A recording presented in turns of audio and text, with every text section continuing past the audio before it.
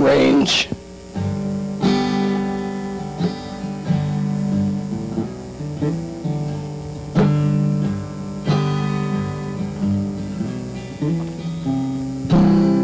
There's 5 men, all dressed in a different monochromatic color, walking over the open sky. The first one is wearing all white. His name is Bill Power.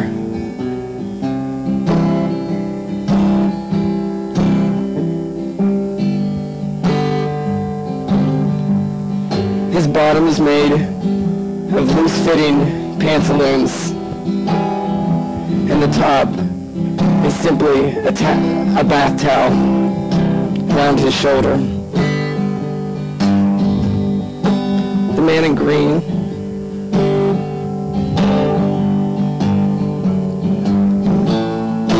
was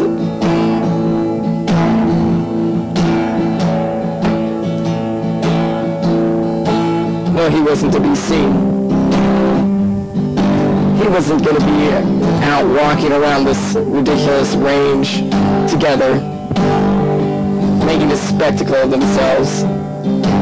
But the man in purple was.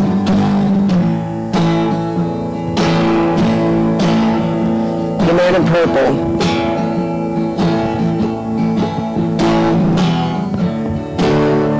he sang as he went and wore a purple crown.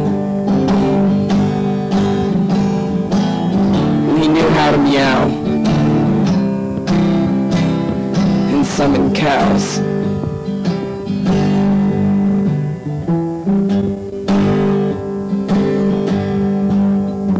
The man in red walked in a grisly nature away from the rest of the group. I'm going out, he would say, and separate himself at a distance of 100 to 200 feet. Always looking at the rest of the group.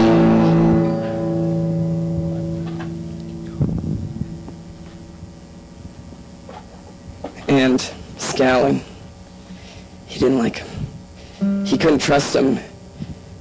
It just had to be. The circumstances just involved that he had to work with these people. And he wasn't pleased about it. But occasionally he would return and they would talk.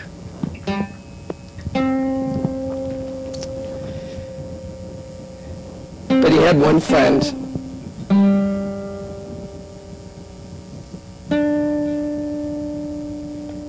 And that was the man of brown.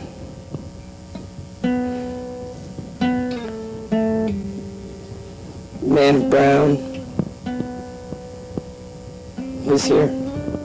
Old Abram Brown, as they called him. No, he wasn't the color brown, he just represented that. He wore an old gray coat all buttoned down before.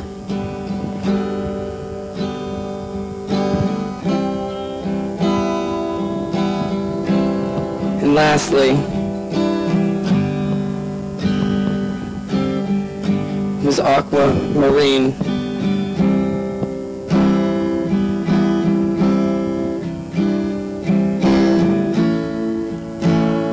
The quiet one.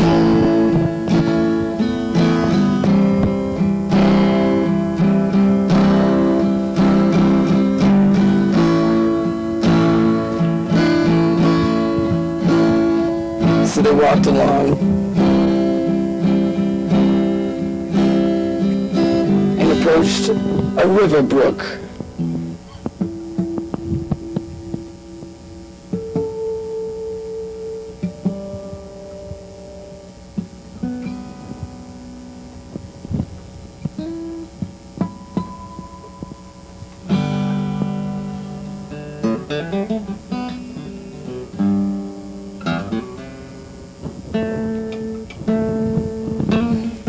Well, this river brook, you see, was an interesting thing to Mr. Purple.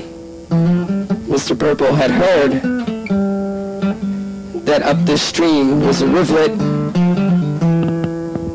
and it was the best location for scouting for rainbows. And if one could find a rainbow, perhaps one could find the end where Mr. Gold lie. Mr. Purple was in love with Mr. Gold.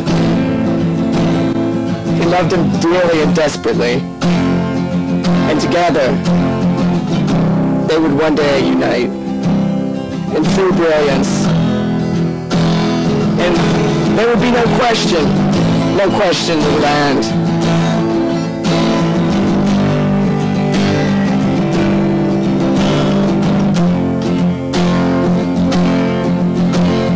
And Mr. Red knew that. And that was precisely why he was going to have none of that.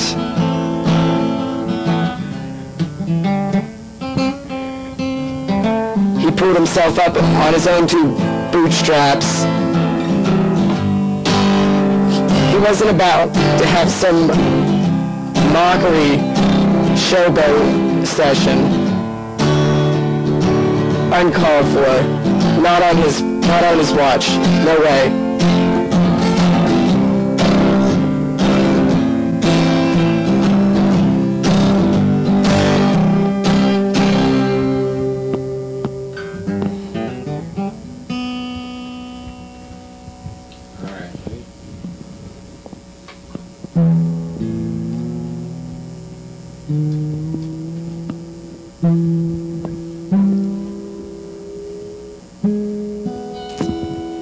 Now, it was basically a split. Mr. Red saying, let's go south.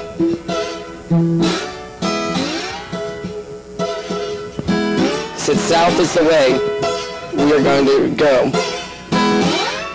And Mr. Purple was quite insistent on going, he'd prefer to go north, towards the rivulet, to the scouting location of rainbows. But, you know, the other three were relatively undecided. And, you know, they're like, we don't know. They're like, well, why are you walking around here? Mr. Red said, I mean, come on, you guys are idiots. Why did you agree to this? I don't understand this. Why did you do this? And they said, I don't know, it seemed like a really good idea at the gas station. And, I don't know, we just thought, hey, we would go with it. But, you see, this was the whole thing. It all started when Mr. Purple had kidnapped Mr. Red.